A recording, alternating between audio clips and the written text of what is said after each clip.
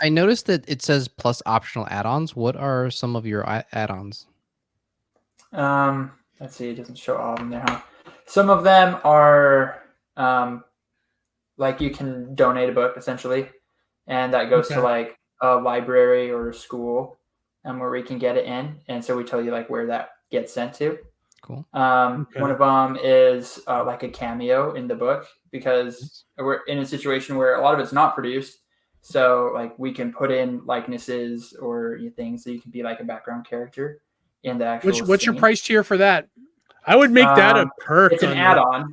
I would make that actual perk on the campaign. Oh, you think you notice that's what's that? You think that'd be better as a tier?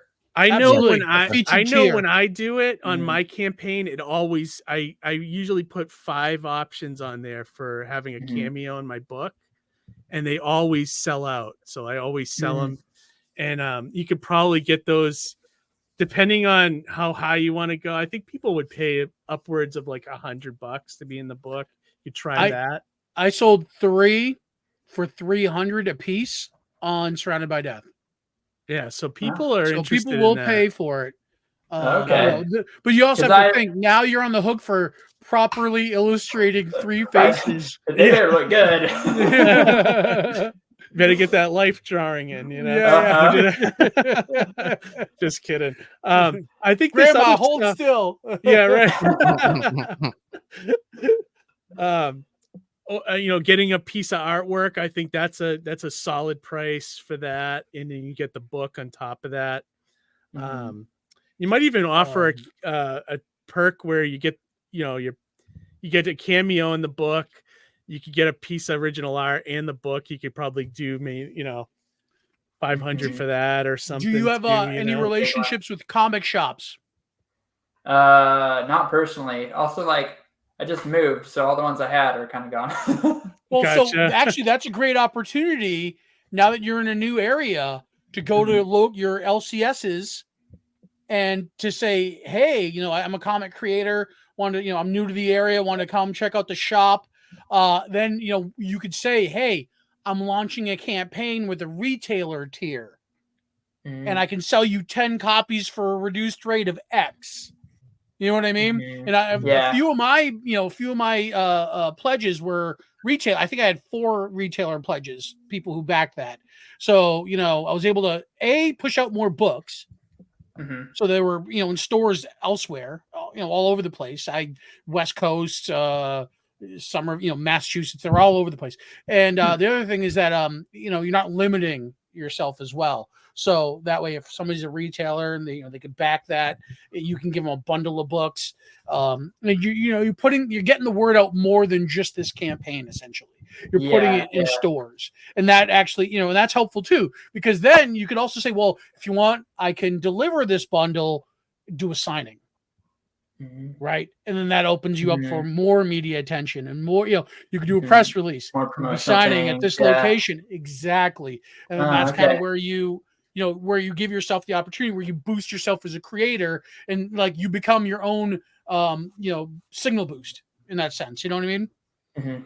Yeah, I'd seen those on other campaigns, and I don't know which ones I looked at. Maybe this was the thing, and I didn't know how well that would do. Like people were like, okay, 20 books or whatever. I'm like, I didn't know if there were shops that like really bought into those. I guess you have to make them aware of them, but they do. There are shops that will do that. So you just got to market it out. As a matter of fact, there was a comic group, Plan D Distribution. It was open during COVID, and it basically they had a collection of shops that were open to distributing and putting on the shelf indie comics.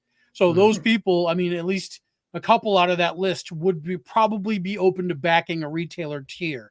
So just something to keep your eyes out on. You can find resources where you can market to shops online, and you can go to your local guys. That way you could also set up signings in your backyard. Cool. Yeah. That's an awesome tip.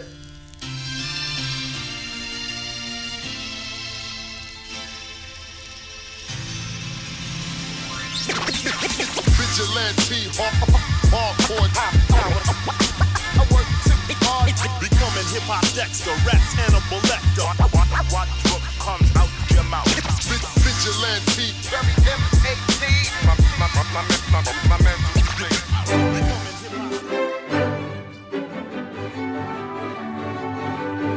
hip-hop. My girlfriend at the time was telling me about this show called The Slut Cracker, you know, and it was about that toy that came to life, you know, this woman's. I'm like, what? You know, it was in downtown Boston. I'm like, he's like, do you want to go? I'm like, not really. I don't want a slut cracker.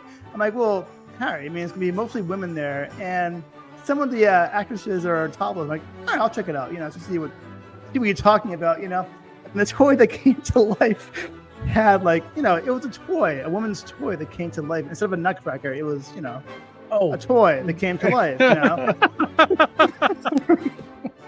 I'm like, what am I watching here? You know, I'm like, whatever. I had to go through the story though. I mean, it was very bizarre. But the guy was. Most people don't go to the burlesque show for the story, but I'm glad you were there for it. That's probably why. And the guy was wearing like a penis hat. You know, I'm like, what am I looking at? It was so bizarre. I'm like. But we digress. Right. Again, I don't even know what we were talking about. Yeah, I know. Johnny, get us back on track. Johnny, you mentioned something. I can't. All I can think of is a guy with a penis head. Thanks, Harry.